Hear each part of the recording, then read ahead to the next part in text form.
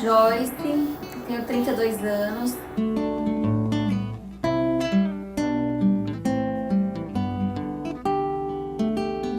A minha história começou, na realidade, em 2005, quando eu comecei a sentir umas dores nas costas, coisa corriqueira que todo mundo sente hoje em dia.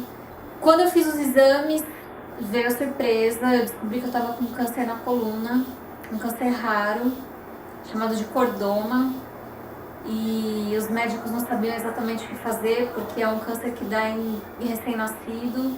Ficou todo mundo muito perdido, eu estava sem convênio médico, a gente não tinha aonde procurar. Nesse momento você se dá conta de que Deus é tudo que você precisa, porque não tinha dinheiro, os médicos não sabiam o que fazer e não tinha para onde recorrer. Mas graças a Deus Ele colocou as pessoas certas na minha vida, no momento certo. A gente tentou vender a casa para pagar a cirurgia e não conseguiu nenhum comprador. E a gente conseguiu ser encaminhado para o Hospital do Câncer de Barretos, onde eu fiz todo o meu tratamento gratuitamente.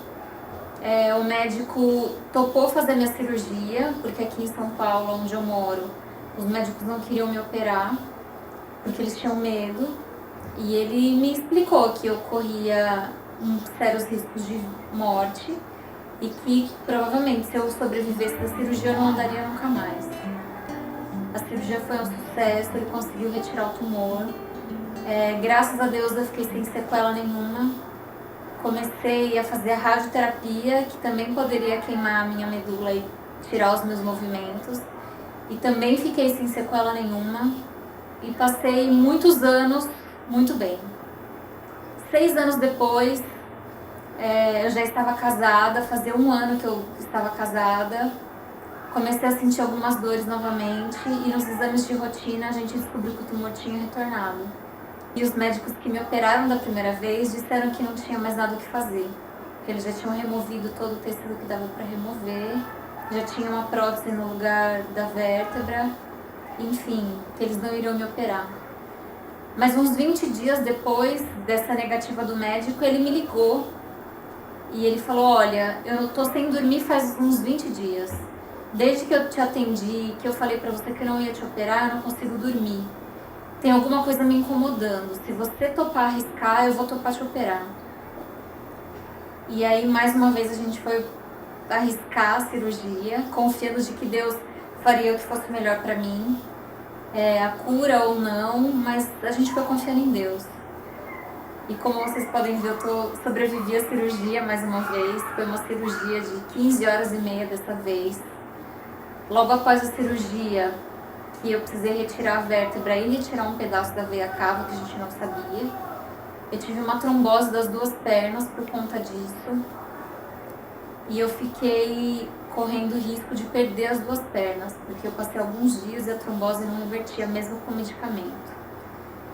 E aí o médico chegou pra mim e falou: olha, se o seu quadro não for revertido até amanhã, meio-dia, a gente vai ter que retirar suas 2 pernas, porque senão você não vai sobreviver. E a gente passou aquela noite em oração, confiando mais uma vez de que Deus faria o que fosse melhor. E naquela manhã, a assistente social do hospital entrou no meu quarto e ela falou assim: olha, você que é a Joyce? Eu falei: sou eu. Por quê? Falou: você tá precisando de uma bota pneumática pra trombose, alguma coisa do tipo? Eu falei: eu tô. Mas são 2, na verdade, porque é nas 2 pernas. E ela falou pra mim: olha que interessante, o hospital tinha comprado uma bota há 3 anos atrás e acabaram de entregar. Eu só preciso medir pra ver se ela é do seu tamanho, porque ainda tinha mais esse detalhe. E Deus é tão perfeito que Ele me mandou as 2 botas do meu tamanho na manhã que eu perderia as minhas pernas. E elas fizeram o efeito desejado, graças a Deus. E eu tô aqui, viva, com as minhas 2 pernas, e fiquei absolutamente sem sequela da segunda cirurgia. E aí a gente começou a tocar a vida. Fiz outra faculdade, não dava mais para trabalhar com fisioterapia. E começamos a seguir outros caminhos. Voltei a trabalhar, a vida correu.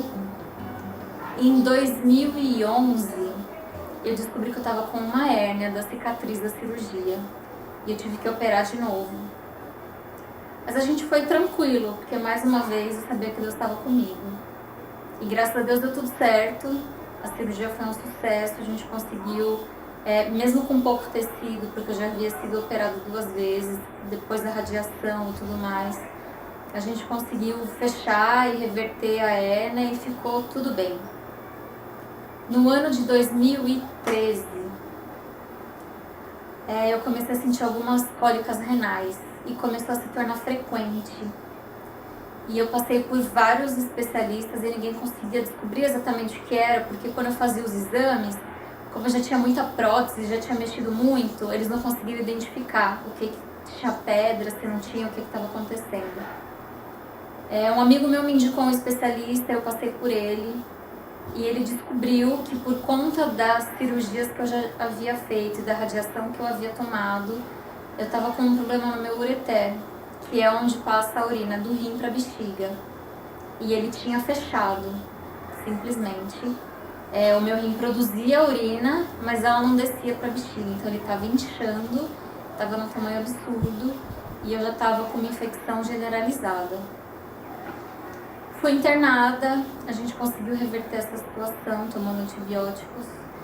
Passei um catéter, eu fiquei usando esse catéter uns 6 meses mais ou menos. Fazia troca a cada 20 dias, a cada 15 dias, porque eu vinha para casa, pegava infecção renal, voltava para o hospital, tinha que trocar o catéter. Ficava 15 dias tomando antibiótico, vinha para casa, passava 20 dias bem, voltava para o hospital. E essa rotina se tornou corriqueira pra gente. Acontece que 12 de junho de 2014, eu lembro porque foi exatamente no dia da abertura da Copa do Mundo aqui no Brasil, eu precisei trocar o catéter. Fui pro hospital e no momento da retirada do catéter, o catéter estava colado e eles não conseguiram retirar. Só que eu não podia ficar com ele porque ele estava cheio de bactéria. E aí eles resolveram marcar uma cirurgia para tentar retirar cirurgicamente. Nessa cirurgia eles também não conseguiram retirar o catéter. E aí a gente decidiu retirar o rim, embora ele estivesse funcionando, porque se o rim parasse de produzir a urina, teoricamente resolveria o meu problema, eu não precisaria do ureter. E foi o que a gente fez. Eu fui anestesiada na madrugada para poder retirar o catéter, cortar o ureter que já estava causando uma infecção. No dia seguinte, permaneci anestesiada para retirar o rim. A cirurgia foi um sucesso. Voltei para UTI e aí a gente descobriu que eu estava com pneumotórax. Durante a cirurgia eles tinham perfurado meu pulmão. E no momento eu fiquei muito chateada. Eu falei, poxa vida, agora que era para resolver todo o meu problema, eu vou ter que ficar mais um tempo internada por conta de um acontecimento que ninguém esperava. Mas tudo bem, são 4, 5 dias internadas com um dreno que é chatinho, mas ok, a gente já encarou coisa pior, vai dar tudo certo. O que acontece é que, graças a Deus, eu tive esse pneumotórax e eu precisei ficar mais 4 dias na UTI, porque naquela madrugada eu tive uma hemorragia que uma das minhas artérias romperam e a hemorragia foi gigantesca. Na hora eu parei, meu coração parou e graças a Deus eu estava na UTI por conta do pneumotórax. Os médicos conseguiram me atender na hora. Eu tomei mais de 12 bolsas de sangue e voltei para o centro cirúrgico para tentar resolver. Reza a lenda, eu não sei o que aconteceu. Alguns dizem que sim, alguns dizem que não. Que eu tive muitas paradas cardíacas na mesa de cirurgia. E os médicos conseguiram me manter viva, reverteram a situação, conseguiram me estabilizar e eu voltei pro quarto. Voltei pro quarto, mas eu não me recuperava. E aí eles descobriram que precisariam abrir de novo, porque eu estava com algum problema, tinha ficado alguma bactéria, um pouco de sangue, enfim, eles teriam que abrir de novo, porque corria o risco de eu estar com uma nova hemorragia e eles não sabiam. Nessa cirurgia, o meu intestino rompeu por conta da radiação que eu já tinha tomado. E aí eu tive uma infecção generalizada. Então eu fiquei com um quadro que eu já estava muito fraca, muito debilitada por conta da perda de sangue. Peguei uma bactéria intestinal, uma infecção generalizada. Voltei para o quarto de UTI. Uns 4, 5 dias depois, o meu abdômen ficou muito dilatado, eles tiveram que reabordar. E aí eu coloquei uma bolsa de ileostomia. Voltei para o quarto de UTI.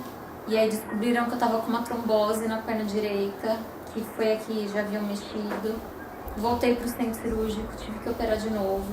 Eu sei que em 20 dias eu fiz umas 5 cirurgias aproximadamente.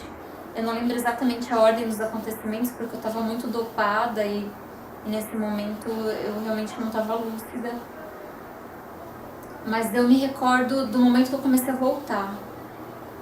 E eu não sabia o que estava acontecendo, porque eu lembro de ir dormir, tudo bem, o rim resolveu e tá tudo certo.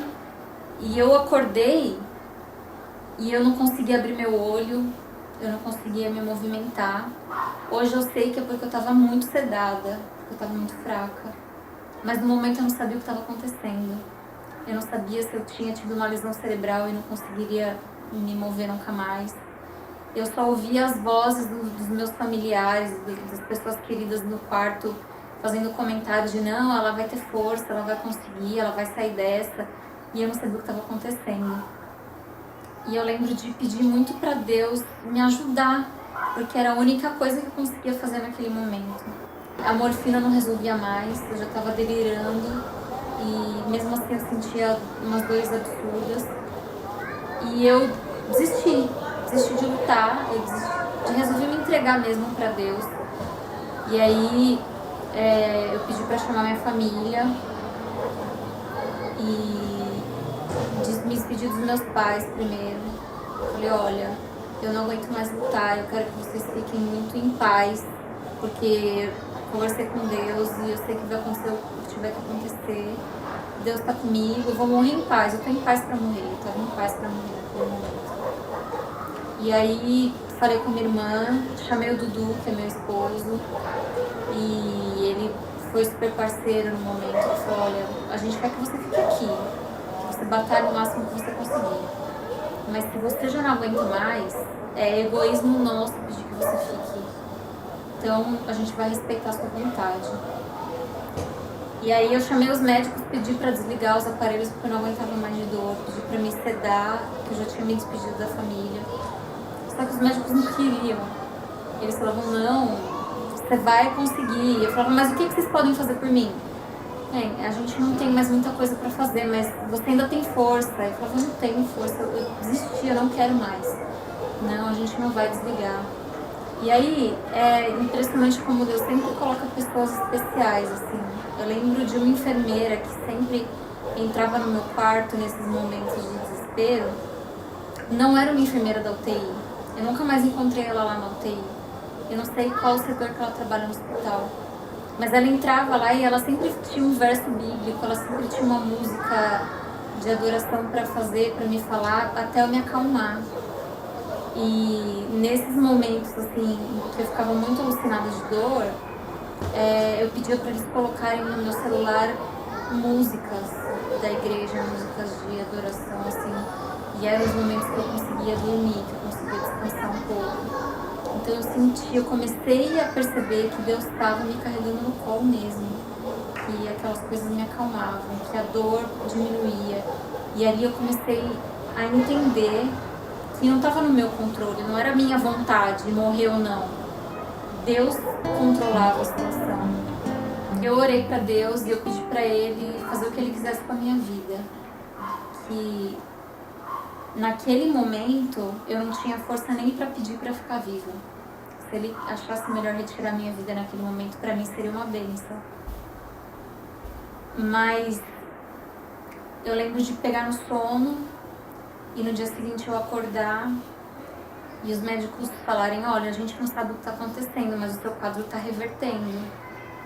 E no dia seguinte eu acordava e eles falavam, olha, a gente vai te dar novos medicamentos, porque a gente diminuiu a sedação e você está respondendo. E assim foi, aos poucos, um dia depois do outro, eu fui melhorando. Os médicos não sabiam o que estava acontecendo. Eu não sabia o que estava acontecendo, porque eu não tinha mais força para lutar, então eu realmente tinha entregue a minha vida para Deus. E aí eu comecei a entender que eu vim aprendendo durante esses anos a confiar em Deus, mas naquele momento eu confiei, inclusive, a possibilidade dele tirar minha vida. Eu não pedia mais para ele me manter viva. Eu confiei em Deus inteiramente. E ele mais uma vez se mostrou fiel. E eu sei que o grande milagre que ele fez na minha vida foi me manter calma, foi me manter em paz. Foi em muitos momentos que o medicamento não fazia efeito, eu colocar uma música de adoração e eu consegui pegar no sono. Aquilo para mim era um descanso. Então eu sei que muitos milagres aconteceram. Não foi só ficar viva. Os milagres aconteceram diariamente. E hoje eu acredito e louvo muito a Deus por ele ter tido esse cuidado comigo. E apesar de ter ficado com alguns problemas depois que eu saí do hospital, eu fiquei com uma fístula aberta que ainda drena, eu fiquei com a bolsa de ileostomia, eu tenho alguns curativos que não fecharam, mas eu louvo a Deus pela minha vida hoje, porque eu sei que ele me deixou viva por algum motivo, eu preciso descobrir qual é. E eu prometi pra ele que eu ia contar pro máximo de pessoas possíveis que ele ama cada um de nós. E que, embora ele tome conta do mundo inteiro, ele ouviu a minha oração particularmente, ele ouve a sua oração particularmente. E eu acho que é isso. Se eu posso terminar com uma lição, é de que confie 100% em Deus, porque ele vai fazer o que for melhor, independente do resultado. Com sua vida mostra a Deus e sua bondade, que não vê tempo, não vê condição. Pra toda dor existe tempo a ser contado, e em Deus existe vida eterna. Essas palavras, seu exemplo, seu sorriso são pra mim motivação. E pra que seja de outros corações aflitos, faço dela uma canção.